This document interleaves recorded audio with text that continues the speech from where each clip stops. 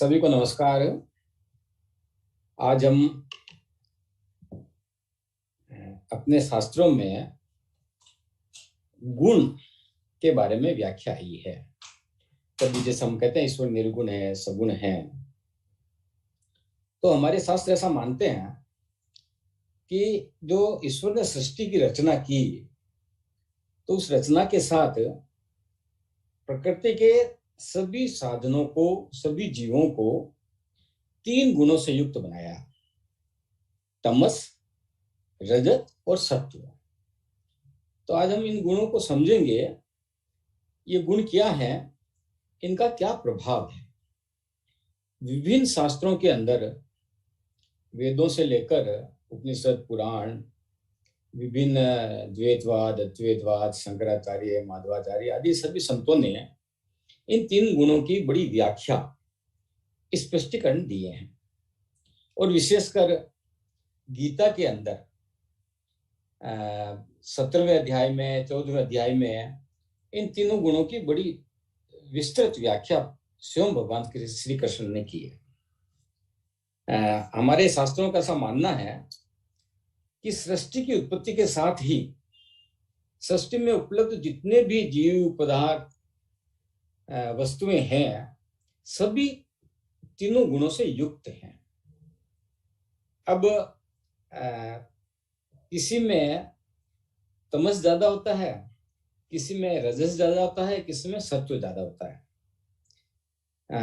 ऐसा नहीं है कि किसी भी गुण की उपलब्धता नहीं होती है, और उसी गुणों के आधार पर उस व्यक्ति या वस्तु का चारित्र प्रकट होता है, समझ में आता है। जैसे अपन किसी मनुष्य को बोलते हैं बहुत गया गुजरा है, दुष्ट प्रकृति का है, किसी को बोलते हैं बड़ी सामान्य प्रकृति का है, किसी को बोलते हैं बड़ी श्रेष्ठ प्रकृति का है। तो इस सब का कारण उसके अंदर जो गुण है, ये जो 3 गुण है, इन 3 गुणों का समायोजन, इन 3 गुणों का परसेंटेज कितना है। अब इन गुणों को समझने के लिए प्रारंभ में ये समझना चाहिए, जैसे नीला, पीला और लाल, ये 3 रंगों को लें तो तीनों का अपना अपना स्वरूप रहता है, अपना अपना दृष्टिकोण अपने को अलग अलग दिखते हैं। लेकिन इन तीनों गुणों को समायोजित करके अलग अलग परसेंटेज में मिलाकर हम बहुत सारे रंग बना सकते हैं।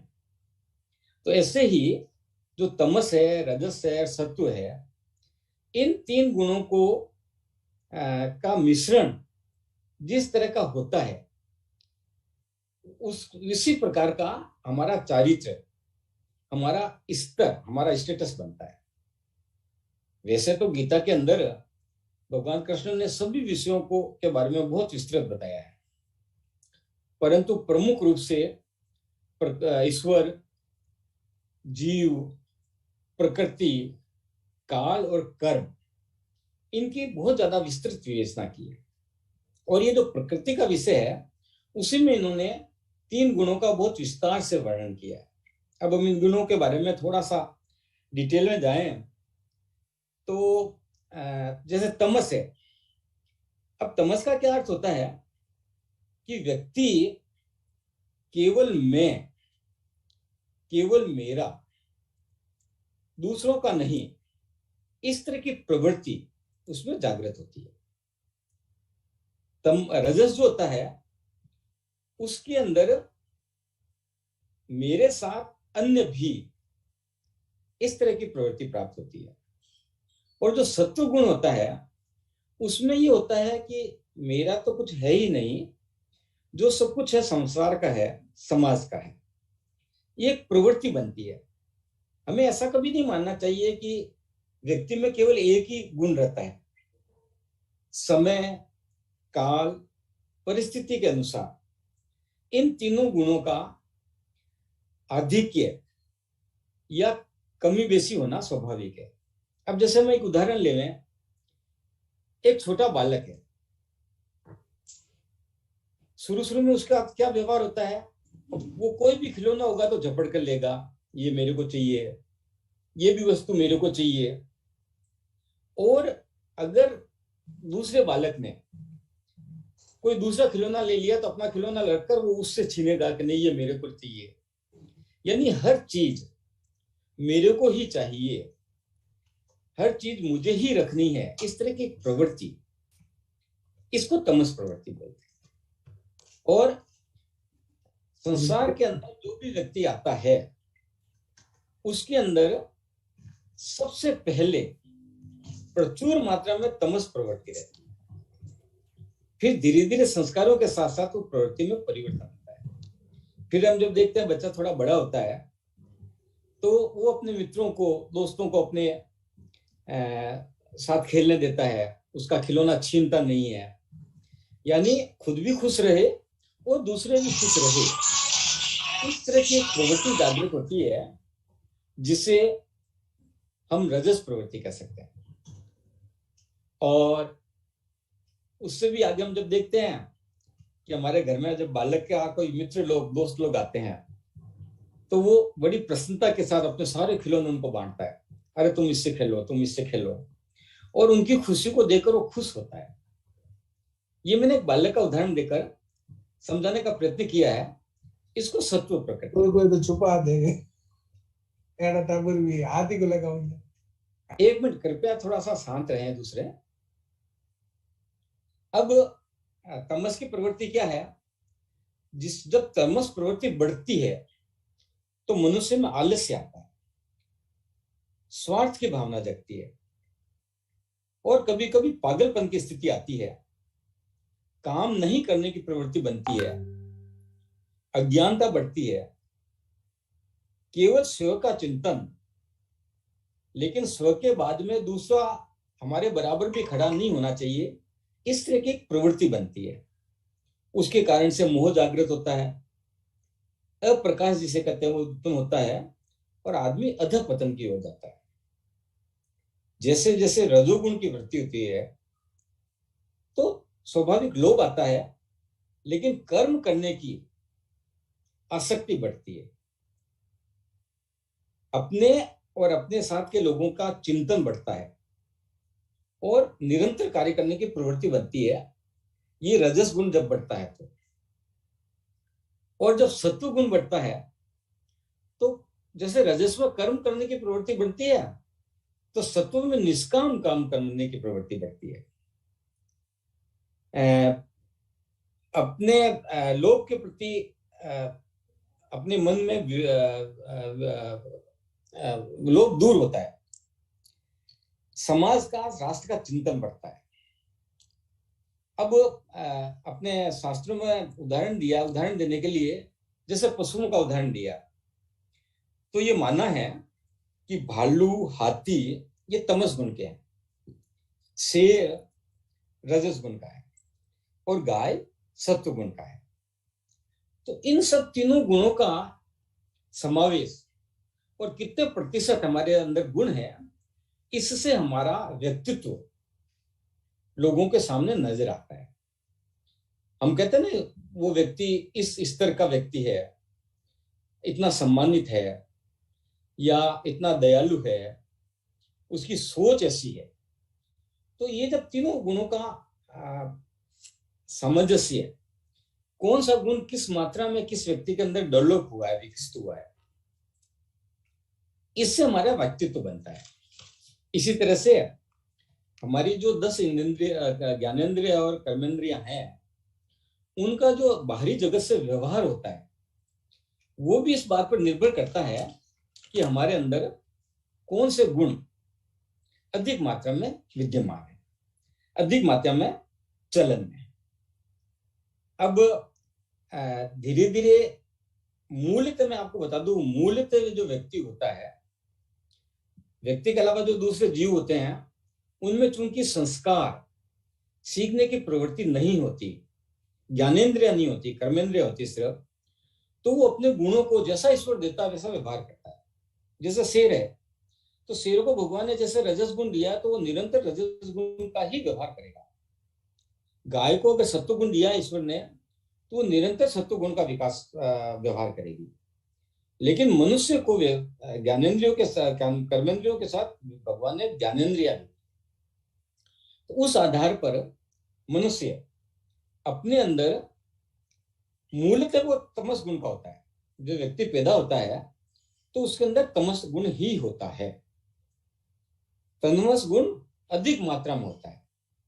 इसलिए हमारा सोच निरंतर, हम अपने आप को संस्कारित करते हैं, उसके बाद भी निरंतर हमारा मन कहता है कि नहीं, हर चीज मेरे को ही मिलनी चाहिए, हर जगह मेरी ही प्रमुखता होनी चाहिए, हर जगह मेरा ही नाम होना चाहिए, हर वस्तु मेरे को ही मिलनी चाहिए।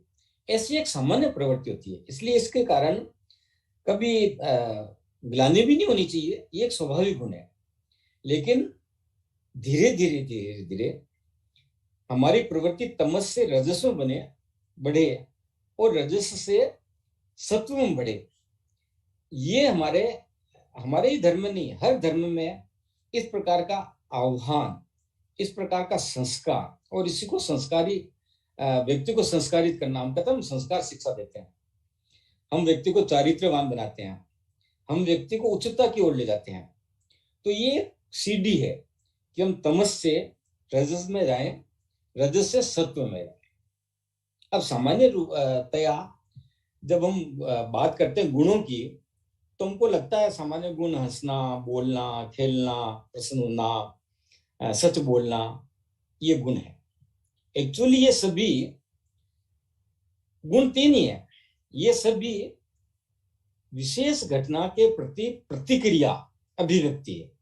जैसे कोई बात होती है, हमको अच्छी लगती है तो हम खुश होते हैं, कभी कष्ट होता तो हम रोते हैं, दुखी होते हैं, हंसते हैं, सदाचार करना चाहिए, सच बोलते हैं, सहनशीलता रहती है।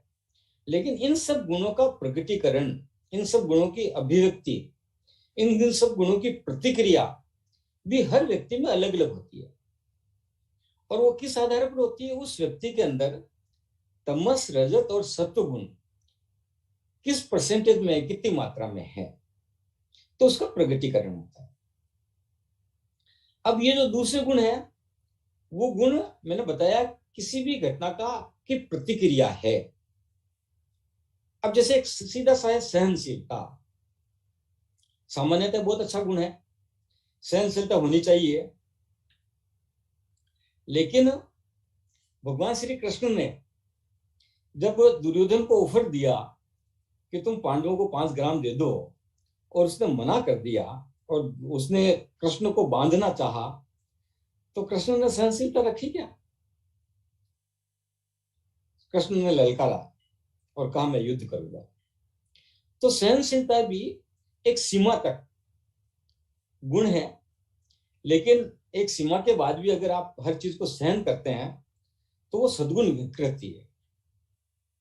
ऐसे भी स्वास्थ्य के लिए बोलते हैं, हंसना बहुत अच्छी बात है, प्रफुल्लता रहती है, जीवन खुश रहता है। लेकिन अगर घर में मौत हो जाए, कोई दुखद समाचार आए और उसमें आप खिलखिला कर हंसोगे, तो लोग क्या कहेंगे? तो हंसना एक गुण है, लेकिन समय पर उस गुण का प्रगटीकरण कब और कहां करना, ये आपको, आपके अंदर का जो तमस है, अगर आप में तमस बहुत ज्यादा है तो आप हर जगह हंस दोगे। मैंने बताया वो पागलपन को निमंत्रण देता है। जैसे बच्चा है, मैंने बताया बच्चे के अंदर तमस होता है, बहुत ही ज्यादा मात्रा में तमस होता है। तो घर में अगर कोई बहुत ज्यादा दुखद समाचार आया, तब भी बच्चों को पता नहीं है, तो हंस सकता है, खिलखिला कर हंस सकता है। तो इनको समझना, दूसरे सारे जो सामान्य भाषा में जिनको गुण कहते हैं, उन गुणों की जो अभिव्यक्ति है, उन गुणों की जो प्रतिक्रिया है, वो प्रतिक्रिया इस बात पर निर्भर करती है कि हमारे अंदर कितनी मात्रा में तमस है, कितनी मात्रा में रजस है, और कितनी मात्रा में सत्व गुण है। अब इससे भी, तीनों गुणों से भी ऊपर व्यक्ति को उठना चाहिए, ऐसा हमारे ये दर्शन कहता है। और हमने माना है कि ईश्वर एक ऐसी चीज है जो इन तीनों गुणों से भी ऊपर उठा। यह व्यक्ति अगर इन 3 गुणों से ऊपर उठता है तो वो ईश्वर स्वरूप हो जाता है। इसीलिए ईश्वर को हमने सगुण भी कहा है, निर्गुण भी कहा।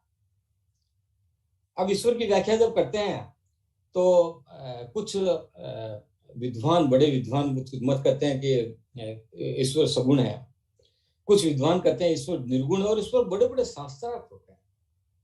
लेकिन सत्यता यह है कि इन तीनों गुणों का समान मात्रा के अंदर, जैसी आवश्यकता उस मात्रा के अंदर अपने अंदर समावेश करके इन तीनों गुणों का ऊपर अपना नियंत्रण हो जाए तो वो व्यक्ति सगुण होते हुए भी निर्गुण हो जाता है।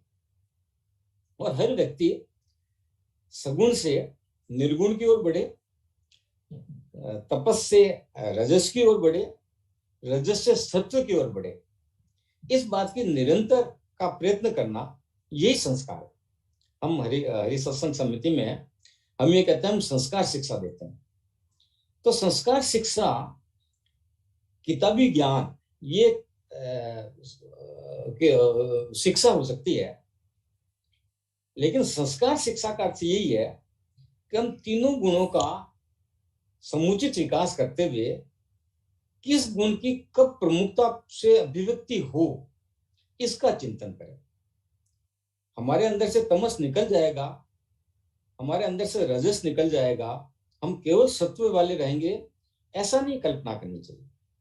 लेकिन ये समान मात्रा में रहे, और समाज के अंदर आपकी जो छवि बनती है, समाज के अंदर आपकी जो प्रतिष्ठा बनती है, आपका जो चारित्र बनता है, वो इस बात पर निर्भर करता है कि आपके अंदर इन तीनों गुणों का की अभिव्यक्ति, इन तीनों गुणों का समावेश कितना है। आपके पास बहुत पैसा है, जरूरी नहीं समाज आपके का सम्मान करे। आप बहुत बड़े घर में पैदा हुए, जरूरी नहीं कि आपका व्यक्ति सम्मान करे। आप चाहे गरीब घर में पैदा हुए हों, आप भले कम कमाते हों, आपका सामाजिक स्तर चाहे भी कैसा भी हो, लेकिन आपके अंदर अगर इन तीनों गुणों को आपने सही ढंग से समझा है और सही ढंग से आपने अगर उसका तालमेल बिठाकर नियंत्रण करके अगर इन तीनों गुणों को विकसित किया है, तो आपको समाज में प्रतिष्ठा बनती है, समाज में आपका एक स्तर बनता है, समाज में आपका चयन श्रेष्ठ लोगों में होता है। वैसे तो तपस्या ये कहता है कि समाज का सबसे प्रमुख व्यक्ति आपको बनना चाहिए, ऐसा मन कहता है, जिसमें तपस गुण होता है। लेकिन वास्तविकता क्या है, जिसका सत्व गुण ज्यादा प्रभावित होता है, वो सर्वश्रेष्ठ व्यक्ति के रूप में माना जाता है, पूजा जाता है। तो हम विभिन्न हमारे जितने भी धर्म ग्रंथ है, हमारे जितने भी ऋषि मुनियों का कथन है, हमारे सत्संग में जो अच्छे लोग संपर्क में आते हैं, उनसे हम तीनों गुणों की क्वालिटी समझे। क्या तमस है, केवल सोचने से या व्यवहार करने से ऐसा नहीं होता है। हमारे जीवन स्तर, हमारा जो स्टेटस है, वो किस स्तर तक जाए, इसका चिंतन करें। इसी के साथ मैं अपनी वाणी को विराम करता हूं। नमस्कार। बहुत सुंदर भैया, आज तो इतनी अच्छी आपने संस्कार को लेके बहुत ही सुंदर, किस समय पे हमें कैसा करना चाहिए, सच में। थैंक यू सो मच भैया।